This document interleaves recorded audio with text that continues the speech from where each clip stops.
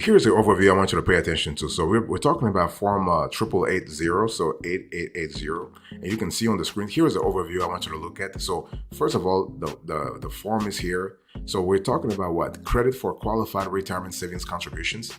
And so what you want to do is you want to put your first name, last name first, and then you want to put your social security number. And then we are going to fill out the form. So for myself and for my spouse. So myself will be A and my spouse will be B. So traditional and Roth IRA contributions and able account contributions. So line one here, line 1A, $10,000 for me and $8,000 for my spouse, for my wife. And on line two, we have $2,000 in both instances. And so when you add line one and two, for me, I have a $12,000, and for my wife, we have $10,000. And for four here, we have we have to see what really applies to us. So we put $3,000 in both cases. Again, those numbers are hypothetical, but just wanted to show you what really happens here. And so when you add when you subtract line four from line three, for me, I have 9,000. For my wife, she has 7,000. And so when we enter the smaller of line, so we follow the instructions here, the smaller of line 5 or 2,000. So here 2,000 is the smallest, so 2,000 in both cases. And so when you add those two, we have 4,000. Okay, and basically the amount that we have on form 1040 here, line 11, is 17,000. Again, the numbers are hypothetical. I just want to show you how things work. And so basically we're talking here about the line 11. So I'm showing you right now form 1040. If you look on the screen here right now, you will see line 11 here. Line 11 is the adjusted gross income. So basically I don't know if you can see that. Can you see that? Okay, line 11, adjusted gross income. So what I'm trying to say here is that the line 11 here, that you have to enter the amount from form 1040. Line 11 is your adjusted gross income. Just make sure that your adjusted gross income is in sync across all the forms that you file for that tax year, because this amount will go from one form to another anyway. And if you're filing electronically, the software will do it for you automatically. You don't have to do anything. By the way, boss, welcome back to the show. It's really a pleasure to have you here. Into this conversation, we are going to talk about form 8880.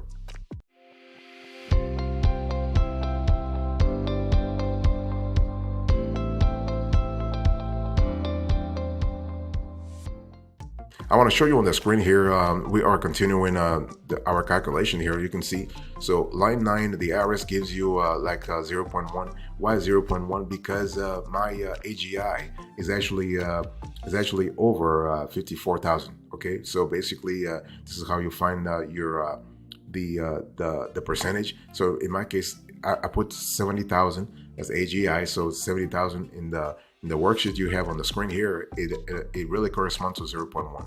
So when you multiply line 7 by line 9, we have a 400. And so line 11 here, the math comes to 2,000. And so the credit on line 12 is 400. So one thing I want to say here, we continue here. So we continue on the screen here. So you can see that the credit limit worksheet here, line 1, we put the 2,500. Line 2, we put 500, and line 3. So when you actually do the math here, it's a 2,000. And I want to show you also right now, Schedule 3, Form 1040 here. So we are speaking about additional credits. So here, this is how the form looks like. Obviously, it's not filled. I just wanted to show you what it looks like. And also, I want to show you Form 1040. And so you have a clear idea what I'm talking about here in terms of the data that gets transferred from one place to another. Okay, it's one of those things where when you file Form 8880, you are going to transfer data from one form to another. And in this case, especially for this case, you are going to transfer data from multiple forms that are not actually related to Form 1040. But hey, listen, it is what it is. I just wanted to say that if you want to file manually, this is the kind of the kind of acrobatics you have to go through. If you're filing electronically, the software, as I just said, the software in the background is automatically transferring and transposing data for you automatically. You don't have to do anything. You just file your paperwork. Everything is ready. Your Form 1040 and the ancillary schedules are also ready. But if you have to do it manually, you have to do it yourself. And it is what it is. By the way, boss, I want to quickly remind you of today's topic. We are having a conversation about Form 8880.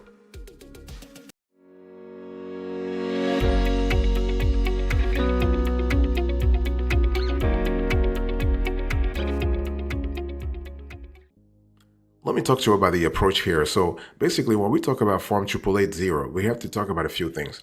And the thing is that we're speaking about the saver's credit. This is really important to think about it. It's a credit for qualified retirement savings contributions, aka saver's credits. And so the thing here is that to encourage people with lower incomes to contribute to their retirement savings accounts, the IRS offers a tax credit for contributions to them. So a tax credit directly reduces the amount of tax you owe, right? And unlike a deduction, which only decreases your taxable income. So in order to claim the retirement savings credit, you must use this Form 8880. And so there are some eligible retirement plans. So contributions you make to any qualified retirement plan can be used to actually satisfy the credit's eligibility requirements. So when we talk about those plans, qualified retirement plans include traditional IRAs, Roth IRAs, 401k plans, 403bs, and 457 plans. And the maximum credit available to a single taxpayer is $1,000, and for joint filers, it increases to $2,000. Okay, and so your adjusted gross income must actually fall below the income limits for your filing status. So this is one of those things where you have to see what really works for you, and the limits can change each year for inflation. In addition to satisfying AGI limitations, you must be at least 18 years old, not enrolled as a full-time student or at any time during the tax year, and you cannot be claimed as a dependent on another person's tax return. So you have to be really clear as to really what works for you and what doesn't work for you. And so calculating your eligible credit can be a little tricky, but it is totally possible. Your Form 8880 will guide you through a calculation to determine the maximum credit amounts you are eligible to claim, and the size of your tax credit is a percentage of your annual retirement account contributions, which can really range from 10 to 50%. So it's one of those things where you have to see what really works for you. And so when we talk about preparing Form 8880, to claim the credit, you have to actually complete that form. But two key pieces of information you need before preparing this form is your AGI, as you saw a little earlier. So you calculate your AGI on your income tax return, and also documentation that reports your total retirement account contributions for the year.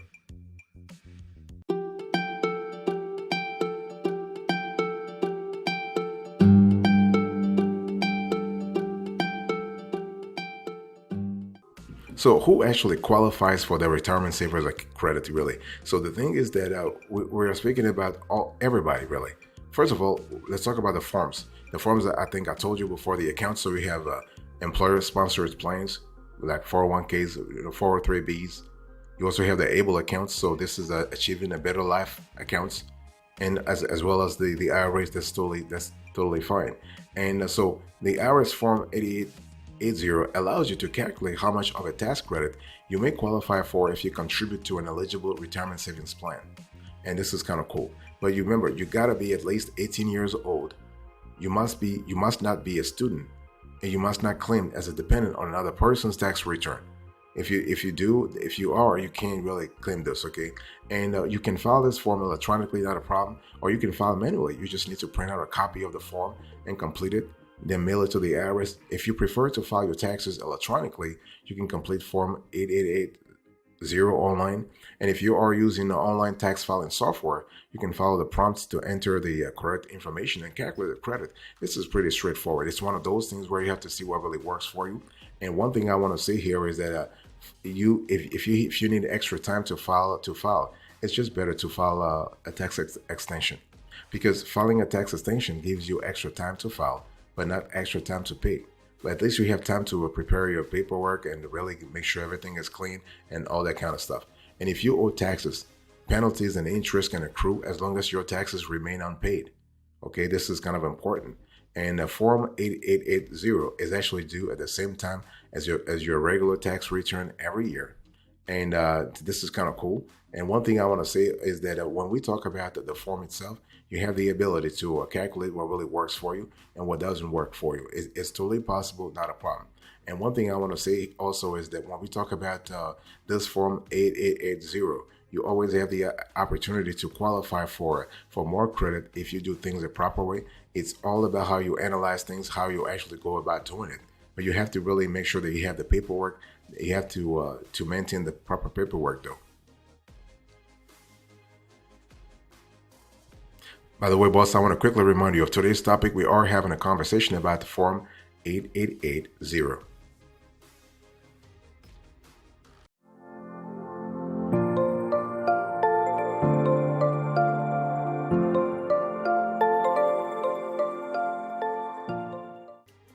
When we talk about the form 8880, it's important to understand that everything starts with your income. I mean, whether you are eligible or not, it will depend on your income, and everything revolves around your AGI, your adjusted gross income, to be more specific. Okay, and so the contribution limits also plays an important role. So the contribution limits for a 401k plan is actually $22,500 in 2023. If you are aged 50 or older, you can contribute an additional $7,500, and it's $6,500 plus a $1,000 catch-up contribution to an IRA. So this is kind of cool. And in 2024, individuals are allowed to contribute up to $23,000 to their 401k and $7,000 to their IRA, plus the additional $1,000 catch-up contribution for those aged 50 and above, for a total IRA contribution of $8,000. And so the bottom line here is what? So Form 8880 reports your contributions to a qualified retirement accounts. It's one of those things where the IRS is trying to really help you out in terms of giving you credit for saving. So this Form 8880 is primarily used to determine whether you qualify for the retirement savers credit, and if you do, how much money you can claim actually. And this amount changes all the time. And this amount actually, it's a direct correlation of your personal savings, your personal income, and also the thresholds that the IRS has set for this specific year. So the savers credit applies to individual. Again, in case you're really wondering what kind of accounts this savers credit applies to, you have IRAs, so individual retirement accounts. You have employer-sponsored plans. So we are speaking about what? 401ks and ABLE accounts. Bottom line here is that please, whatever you are claiming, make sure that you have the proper paperwork and you are able to substantiate everything. That way you have a clear idea whether you qualify or not. If you do qualify, and if the IRS were to, let's say, God forbid, were to audit you, you have all the paperwork.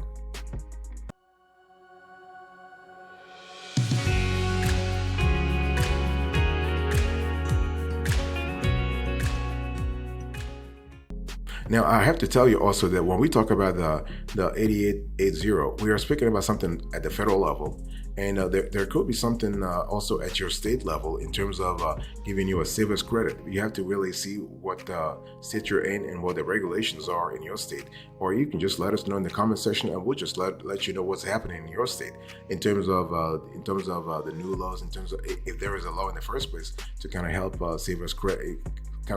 Savers in terms of giving them credit. But you have to remember that you must be age 18 or over. You must not be a full-time student, and you must not be claimed as a dependent on another person's return for you to qualify for this savers credit, not only federally but also at the state level. And one thing I want to say here is that the amount changed.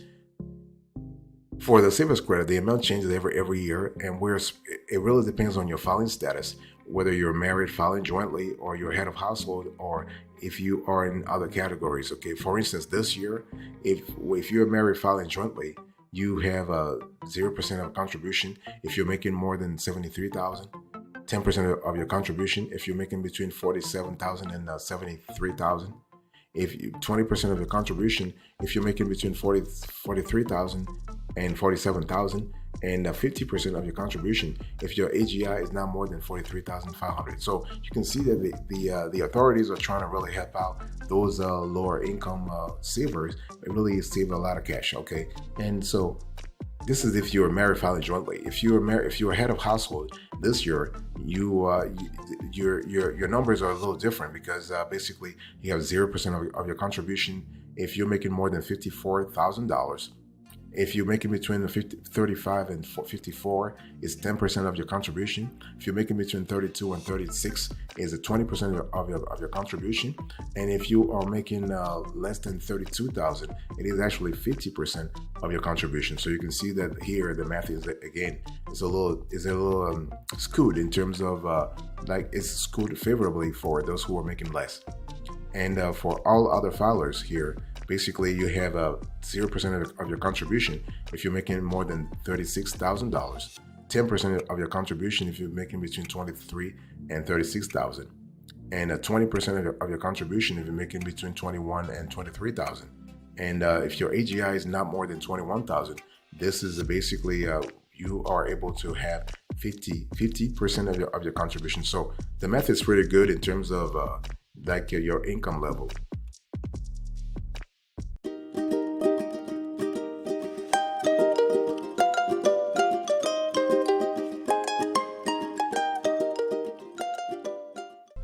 Now, when we talk about this federal form 8880, it's really important to understand that the form is really trying to really help you out, but it's one of those things where you have to qualify. And also in terms of paperwork, you have to be really in tip-top shape in terms of qualifying. Now, you will need to refigure the amount on form 1040, line 38, if you're filing form 2555 easy or 4563, or you are excluding income from Puerto Rico, for instance. There are some rare cases like that. And I know I was talking earlier about the accounts that are eligible, and I didn't give you the full list of accounts. You have all kinds of accounts, not just the 401k. You have a traditional or Roth IRA. You have elective deferrals to a 401k, 403b, governmental 457, SEP or simple plan. You have voluntary employee contributions to a qualified retirement plan as defined in Section 4974C, including the Federal Thrift Savings Plan, or D, contribution to a 501c 18D plan. So basically, it's one of those things where you have to see what really works for you. So you have a constellation of options here, okay? And so one thing I want to say here is that you do not want to include certain forms of distributions on Form 8880. For example, do not include any distributions not taxable as a result of a rollover or a trustee to trustee transfer. Distributions that are taxable as a result of an in-plan rollover to your designated Roth account. Distributions from your eligible retirement plan other than a Roth IRA rolled over or converted to your Roth IRA. Loans from a qualified employer plan treated as a distribution. Distributions of excess contributions or deferrals and income allocable to such contributions or deferrals. Distributions of contributions made to an IRA during a tax year and returned with any income allocable to such contributions on or before the due date, including extensions for that tax year. Distributions of dividends paid on stock held by an employee stock ownership plan under Section 404K. Distributions from a military retirement plan. Distributions from an inherited IRA by a non-spousal beneficiary. So you have a clear idea of what really happens in this case here.